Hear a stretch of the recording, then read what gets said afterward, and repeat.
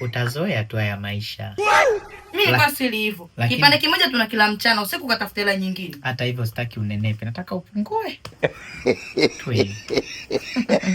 Nashinda atakukubeba.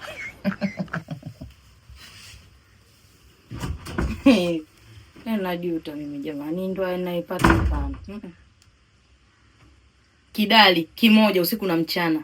Alafu anakuja na mikono iko hivi. Friji langu bovu. Ndiyo tajiri. Nyumba iko sehemu nzuri tu. Yaani ukiwa unatoka tu barabarani, nyumba hii hapa. Haina kipengele chochote kile kama nilivyokueleza pale awali. Maji yanapatikana hapo hapo na umeme haushei na mtu yeyote yule. Ni wewe tu kuweka peke yako kila kitu. Haipakani na majirani kwamba watakuwa wanakuomba chumvi. Hapana, hapana. Siwezi mimi kukutafutia nyumba ambayo inakuwa na kipengele bosi wangu. Iko ndani ya fence, ndiyo, iko ndani ya fence. Kama kawaida tulivyoongea, nyumba ni milioni 50. Na huduma za hospitali, ndiyo, hospitali iko kama kilomita 1 na shule iko pembeni yake tu. Ndiyo bosi wangu. Hauwezi ukawa unachelewa kazini, hauwezi ukawa unachelewa kazini bosi. Niamini mimi. Hakuna dalali yoyote anayefanya kazi kwa uaminifu kama mimi. Ni sawa, ni sawa. Kwa hiyo nataka zile picha. Basi haina shida. Mimi nadhani sasa hivi nakutumia picha. Nakutumia picha kwenye hii namba yako ya WhatsApp. Nitapiga pande zote. Haina shida, haina shida. Nashukuru tajiri wangu. Sasa hivi nakutumia picha. Nashukuru, nashukuru. Nakutegemea pia, nakutegemea pia. Siwezi kukuangusha. Asante. Mteja mpatikana? Oya, mteja wa nyumba ile milioni 50 amepatikana. Na hapa ananiambieje? Ananiambia kwamba anataka picha tu azione, akishaona mazingira nini, anaingiza hela. Kwa hiyo tukimtumia picha anaingiza hela sasa hivi? Anaingiza hela. Ni uhakika? Mimi sasa nidanganye na nilikuwa naongea naye hapa. Kilichokosekana hapa tu ni mimi kuweka loudspeaker. Utanioa? Sasa toa simu hapo haraka haraka nikutajie namba uandike. Simu gani tena? Si ile simu ya kazini, smartphone. Andika hapo 07. Mimi saizi niko humu kaka. Ile simu kubwa iko. Mtoto mzuri. Mtoto mzuri alipata kipengele, kwa hiyo nikashindwa kukisolve chap chap, nikaona ngoja niipushi chap chap afu then ndaifix. Mtoto mzuri alitaka na nini? Kwa hiyo nikaona taifix. Mimi nipo humu saizi humu. Unasema kabisa humu. Hivyo mwanangu, hivi tunafanyaje kazi? Kaka, kwani kuwa humu ni shida? Unaona uko sawa kweli? Humu unaweza kumtumia picha? Sawa, siwezi nikamtumia picha. Ila sikiliza brother, sikiliza kaka. Twende kwa mshikaji wetu pale juu atuazime simu yake, inaweza kapiga picha tukamtumia chap, si dakika moja tu kaka. Yaani mwanangu, wewe unaendekeza sana mapenzi kwenye kazi. Ndugu yangu moyo. Moyo unafanyaje sasa? Moyo unafanyaje? Unatoa simu ambayo ndio hiyo inatusaidia kupata kazi. Tupige picha chap chap tumtumie bosi tupate hela. Wewe unatoa hiyo simu unaenda kuwekeza kwenye mioyo huko. Kweli utakula moyo wewe? Yaani kiukweli mimi akiniambia tu matatizo yake, moyo wangu unachanganyikiwa, akili yangu haifanyi kazi. Kwa hiyo yaani nafanya chochote ili niweze nikamsaidia. Hayo mapenzi atakuwa anakula mapenzi kila siku. Atakuwa anakula hizo dread hizo rasta hizo. Anakula ndevu zako. Mtoto wa kiume kaka, anachelewa kula tu, anapambana. Sawa. Haya ndio unatoa na simu. Sasa hizi uko kutoa nguo sasa hizi. Mimi nakwambia wewe utauza hizo nguo na hivyo vilasta hivyo utavitoa hivyo utaenda kuviuza. Huu ni moyo wa kilasta. Marasta wanapiwa hati. Yule jamaa unaharibu dili zangu nyingi sana. Sasa hizi haya sasa unadhani wewe mtu tukazime eti simu kule eti atatume chap chap si na nini? Yaani unarahisisha tu vitu kirahisi sana. Simu yake inachukua vizuri ile. Inachukua vizuri, unaweza kulinganisha na ile ya kwetu. Alifanana. Hapo unafanya vitu hata kunishirikisha, unishirikishi, mahusiano yenyewe anakuingiza losi, hamna chochote hapa. Hapa tusolve chochote kaka. Usolve chochote na nani? Twenzetu tuwai saizi mapema, tukienda kwa yule mshikaji akatupa picha yake. Sisi tukakuta ameondoka tena, ikawa kipengele zaidi. Yaani wewe jamaa sema tu basi, yaani wewe unanitumia mimi kufaidika, lakini hamna chochote baada ya hapo. Unapata dili wote tunagawana mzee. Unapata dini na nani? Unapata dini na nani? Mimi nasha nisumbue na wewe bado unisumbue. Sielewi mahusiano yako. Huyo mwanamke wako achana naye. Unajua wewe upendi furaha yangu. Furaha gani? Furaha gani? Unaona furaha wewe? Kipindi nilipokuwa na huzunika, wewe ndio ulikuwa unafurahi. Ulikuwa unafurahi na mpenzi wako, unaenjoy tu. Ulikuwa unaniona mimi boya. Sasa hivi na enjoy, wewe unaanza kuniona, unaniwekea tena kiwingu sasa. Unaenjoy nini? Unauza simu, unaweka bondi nani baiskeli ile pikipiki kwa nini? Sasa mzee, mtoto wa kike bila kumhudumia utapigiwa sana. Sawa, endelea hivyo hivyo. Si unatoa hizi hivyo. Nije kukuta umetoa kiwanja changu au nyumba yangu yote umeiuza kwa mtu yoyote ule bila taarifa yangu. Wewe nakutoa kichwa hicho. Saka chiuka wewe. Mimi hata nashindwa hata kuelewa. Sijui nilizaliwa sina bahati, sijui nyota zangu zimezimwa. Sijui mimi ndo yani sielewi kabisa kwenye masuala ya mapenzi, sijui mimi sikuwa kwenye hicho kitengeni, mambo yangu yanaenda vibaya, nashindwa hata kuelewa. Hapana bwana, unasikia mbona uko vizuri? Mimi nakuona uko vizuri tu. Wala nyota yako haijazimwa, ndo kwanza nyota yako inang'ara mpaka mchana. Lakini ni vile tu wewe hujawa mjanja, sawa? Unajua sisi wanaume au huyo hapo mwanaume hujamfanya kile kitu ambacho inabidi muda wote awe anakumisi, sawa? Lazima uwe na kitu chako cha kipekee ambacho huyo mwanamume akikukumbuka lazima akurudie. Unaona? Labda nikuulize tu kitu kimoja. Kwenye ule upande wa mambo yetu uko vizuri? Mboneke, yani kwenye hayo mambo yani sioni kama eti tatizo ndio lipo, kwa sababu mwanaume mwenyewe ni ananisifia kuto kunisifia kuhusu hizo mambo, lakini mimi nashindwa hata kuelewa. Yani sielewi, amebadilika, ashiki simu, message ajibu. Ukikaa ukimuuliza majibu ambayo ananipa mimi nashindwa hata kuelewa. Kuna hata point ambayo ananiambia mimi nikaielewa. Aise. Kwa hiyo Angel, kumbe kule uko vizuri. Anyway, tusifike huko sasa. Kuna hiki hapa kitu ambacho nataka nikwambie, sawa? Hiki kitu mwanaume yoyote duniani hawezi akachomoka. Ni kitu gani hicho? Unataka nikung'ate sikio? Okay. Mboneke, sio acha masiala yako kabisa hapa, mimi sipo kwenye masiala. Au hujui maana ya kung'ata sikio? Kung'ata sikio maana yake unataka nikwambie. Sawa, niambie. Okay, sasa kwa nini usimbebee mimba? Mimba? Sio kweli. Yaani mimi nibebe mimba yule mwanaume?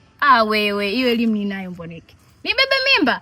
Yaani umekosa ushauri Mboneke, mimba ya yule mwanaume, tena mume wa mtu. Mimi mimba? Wewe. Kama ingekuwa ni kubeba mimba ni rahisi hivyo, ningebeba ya yule kizombukuku yule jitu. Lakini mpaka unaniona hapa niko hivi, nimejitunza wewe, najichunga Mboneke kwenye masuala ya mimba. Sio kweli, tafuta ushauri mwingine. Mimi mimba hapana. Okay. Okay, basi hadisi ndo utamu na kolea. Okay, issue ni kwamba unasikia mwanaume yoyote yule unayemjua, sawa, akisikia mtu wake wa karibu au mpenzi wake ana mimba, huwa hatuchomoki. Hata mimi mwenyewe huwa hatuchomoki.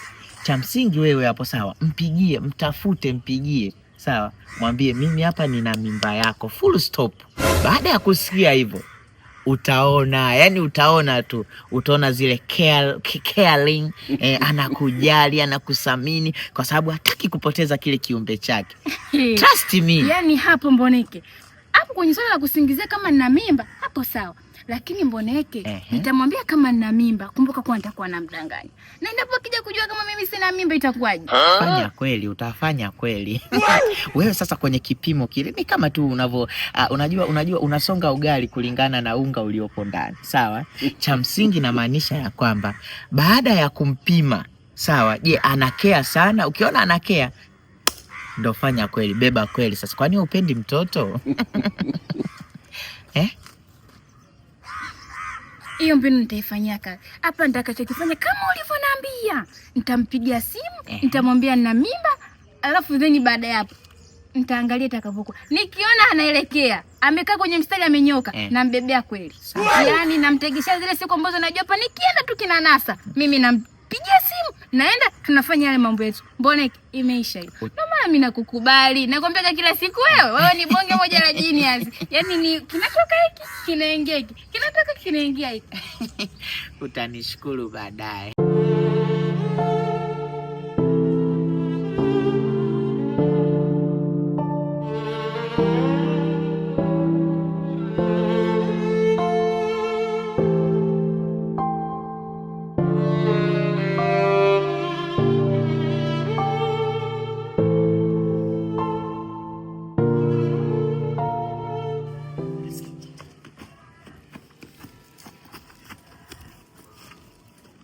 Poa, vipi Mboneki, mbona tu huku? Twende tukaongelee ndani. Sikiliza na mwanangu Zuberi. Alafu mambo ya kuja ghafla binivu, acha bwana. Wewe sio mvua, wewe sio ugonjwa bwana, nisikilize. Unasikia unatoa taarifa unapokuja. Kuna nini kwani kuna nini? Sikiliza. Unasikia nimekutoa huku utuje kuongea hapa. Mimi ndani yuko na shemeji yako, niko na shemeji yako. Alafu yuko utupu. Sawa, basi sawa, poa. Mimi nimekuelewa. Poa. Kwa sababu mimi mwenyewe nilikuwa nashangaa unanitoa kule tena mbio, kumbe ni issue tu ya shemeji. Sawa. Unajua nini? Mimi hadi sasa hivi hapa naendelea kuchanganyikiwa, nazidi kuchanganyikiwa. Kwa sababu mke wangu Mama Mwajuma hadi leo haonekani. Na ajabu zaidi, kila nikipiga simu kwao wanasema hawajui na hajafika. Nimejaribu kupigia hata ndugu zao pia, wananiambia hata hawana taarifa hao. Na kama unakumbuka nishakwambia tayari, naendelea kuogopa. Kila ninapopiga simu naonekana tena kama vile tuna ugomvi. Ila wamenishauri baadhi ya watu na wazazi wake, kwa sababu muda unazidi kwenda kila siku. Kwa hiyo wamenishauri niende polisi nikatoe taarifa, kwa sababu siku zimekuwa nyingi na ule mtu mzima. Mimi Zuberi, kwa ushauri wangu, by the way, haujafanya poa. Kwa sababu gani? Ni mapema sana wewe kwenda polisi. Unasikia? Ukizingatia yule pale ni mtu mzima Zuberi. Wewe kwenda polisi huko unajichosha, alafu mtaingia gharama. Ni kwa sababu gani? Yule pale unavodili na Mama Mwajuma, tayari yule ni mtu mzima, ana watoto, ana uelewa mkubwa. Mama Mwajuma, wewe unahangaika huko kwenye vituo vya polisi, unahangaika kumtafuta vijiweni, wapi kupiga simu. Yeye ametulia zake, yupo kwa mwanaume, ametulia zake, anakula la. Kwa hiyo maamuzi ya Mama Mwajuma aliyoyafanya ni maamuzi sahihi kabisa, hajapotea. Ni kwa sababu hajarudi nyumbani hakutafuti. Kwa hiyo hili swala lilikuwa plan B. Yaani lilikuwa lishapangwa kabisa na Mama Mwajuma. Kwa hiyo wewe usihangaike, lakini by the way, mimi sikushauri ya wewe sijui kwenda kwenye vituo vya polisi. Ni mapema sana. Mimi nakuelewa wewe kama rafiki yangu, lakini hilo swala la kusema ni mapema, unajua hadi sasa hivi kwanza nimechelewa. Kwa sababu siku zimekuwa nyingi, nimechelewa unajua. Kwa hiyo mimi tu labda nikwambie, mimi acha tu niende, kwa sababu ndio iko hivyo. Inavyozidi kuelekea inaweza ikawa mtu kapata matatizo, ikijulikana hivyo mimi lazima itarudi kwangu issue. Kwa nini sikutoa taarifa polisi? Sijui kama unanielewa. Okay. Inamaanisha pia polisi, mfano manake polisi kazi yake ukipeleka pale, manake hiyo hapo na taarifa polisi watakuwa wanafanya nini? Manake uchunguzi, wanafanya issue uchunguzi, nini kinaendelea. Yaani kwamba hapa wanachofanya wao, yani kipi kinaendelea kwake, nini kimemkuta.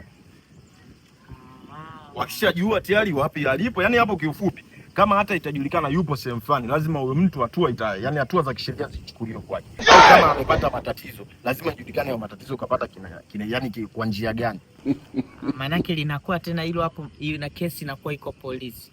Hii kesi inakuwa polisi, si ndio maana nataka niende. Mimi hapa nasimama kwenye engo yangu mimi kama baba. Lakini nikishapeleka kule taarifa, mimi tena mimi hainihusu hiyo, inakuwa wao wanabakia kufanya uchunguzi. Kwa hiyo ndio maana nimekuja hapa wewe kama rafiki yangu kukugea hii taarifa. Mimi hadi sasa hivi hapa nazidi kuchanganyikiwa. Kwa hiyo kwa ushauri nilogewa, acha tu niende polisi mwanangu Mboneki. Okay sawa, lakini mimi sawa, wewe nenda. Mimi siwezi nikaingilia mambo ya familia. Wewe nenda tu, ili hali mimi nataka shemu apatikane, sawa. Ila jitafakari. Mimi sijaona iko sawa wewe kwenda kituo cha polisi. Kwa sababu gani? Yaani ni kama vile unahangaika sana. Anyway. Kwa hiyo unachotaka wewe baadaye iishi rudi kwangu, si ndio? Unasikiza. Umeniambia upo na shemeji ndani. Acha mimi niende hivi. Nilikuja one time hapa ili nikugei taarifa, acha mimi niende hivi. Baadaye rafiki yangu. Unaenda saizi nyumbani au kwenye kituo cha polisi? Naenda kituoni. Mimi ndio maana nimekuja hapa kwako, naenda kituoni. Baba, sawa, nenda.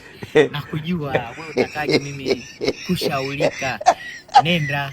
Sasa unahangaika na mwanamke ambaye hakutaki Zuberi, unaendaje kituo cha polisi? Kwa sababu gani? Ukienda kwenye kituo cha polisi, nenda. Sitaki kuingilia mimi maamuzi ya familia yako. Wewe nenda. Poa baadaye. Okay poa. Lakini nisikilize Zuberi, nisikilize sawa. Na siku nyingine Zuberi, mambo ya kuja nyumbani ghafla binivu, naomba uache ndugu yangu. Sawa? Haya poa. Maskini.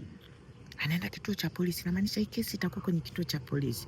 Inamaanisha saa hizi mke wa Zuberi atakuwa anatafuta polisi. Anyway.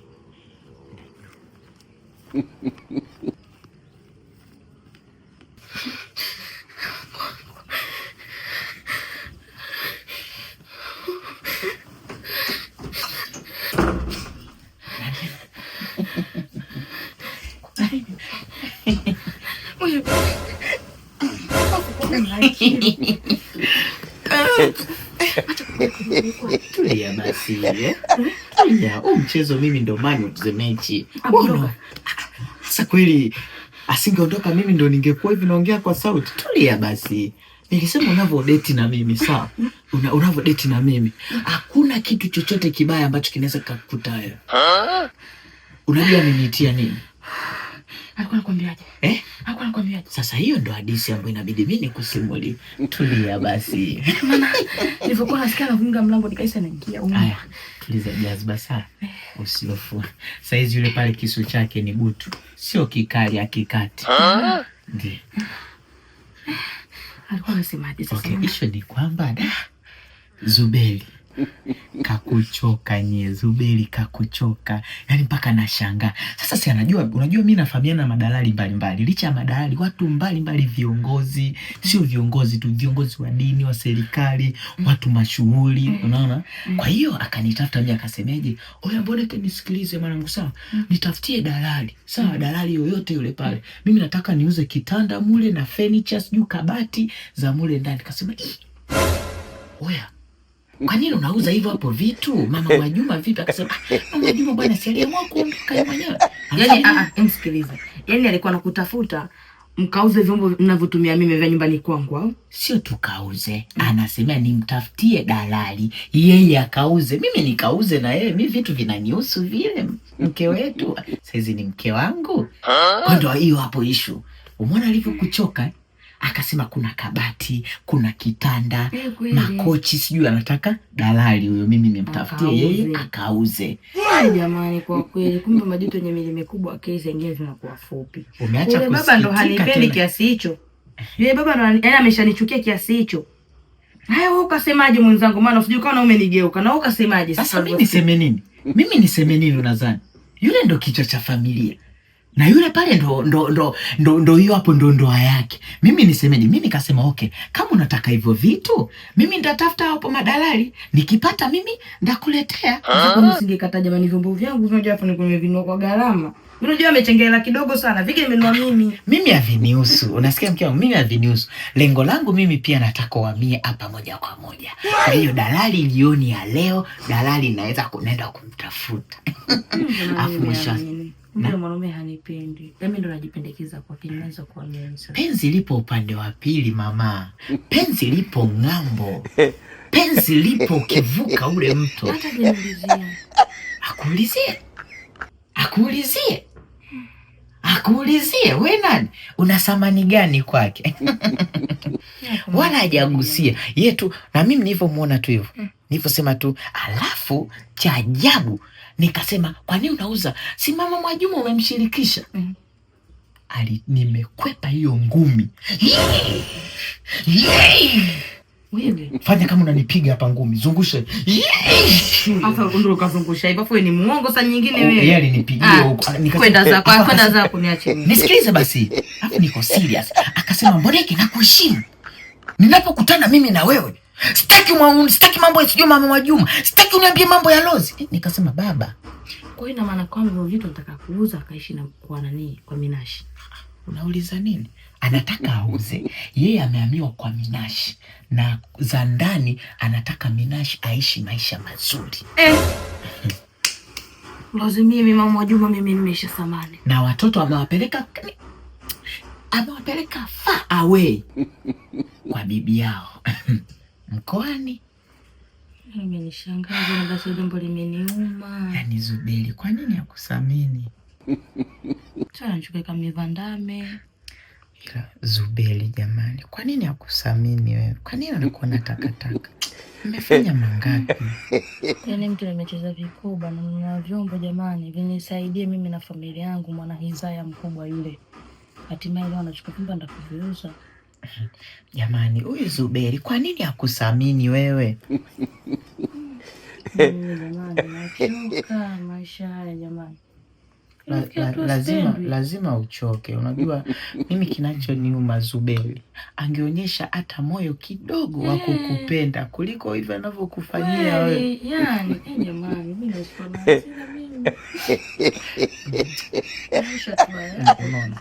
haya, imagine saizi hapo umeshikwa na hasira. Haya, sio muda ukishikwa na homa, malaria. Jamani Zuberi. Imeniuma sana jambo, limeniuma. Limeniuma mpaka nasikia stika mimi. Bila kunifanyia hivyo. Bila kunifanyia hivyo. Friji langu bovu.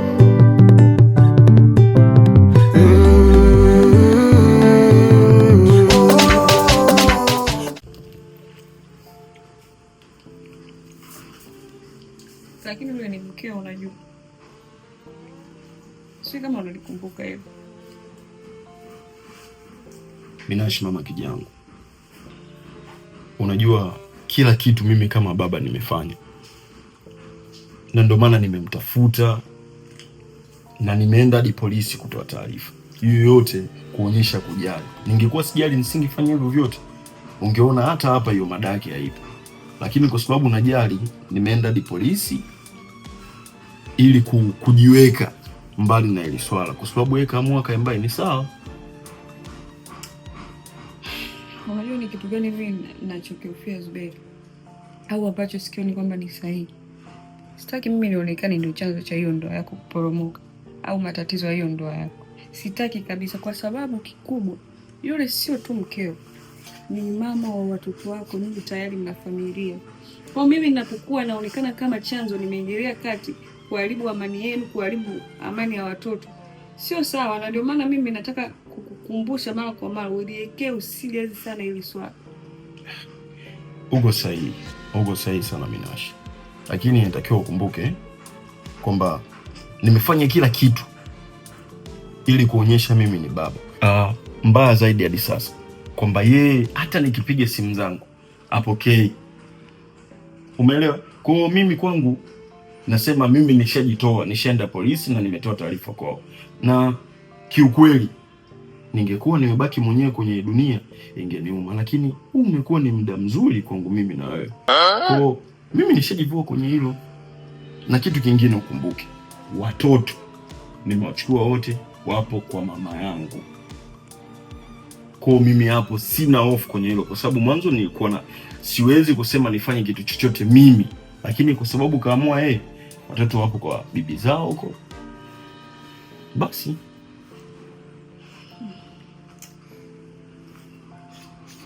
sawa. Kama hivyo ndio unaona sahihi, lakini kikweli mimi sina amani juu ya hiyo. Bado naendelea kusisitiza, hata kama si watoto wako kwa happy, si wako happy.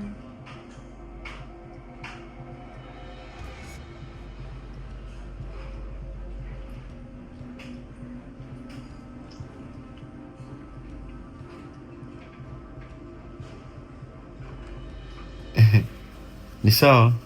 Nitaliangalia kwa makini ile swala. Hii nijue ni kweli au sio kweli. Kweli au sio kweli nini? Kwani tulikuwa tunaongelea nini? Subiri, uko serious? Hiyo message hapo iliyoingia yani imekuchanganya kitu gani mpaka umesahau hata hii mada yote, muda wote ambao tulikuwa tunaongea imekuwa kama ni bure? Mimi nitaendelea tu na jambo, nitaendelea kulifuatilia basi. Achana na hizo mada kwanza, zinatuchanganya. Ngoja kuongeza chungwa lingine. Ngoja kuchukulia.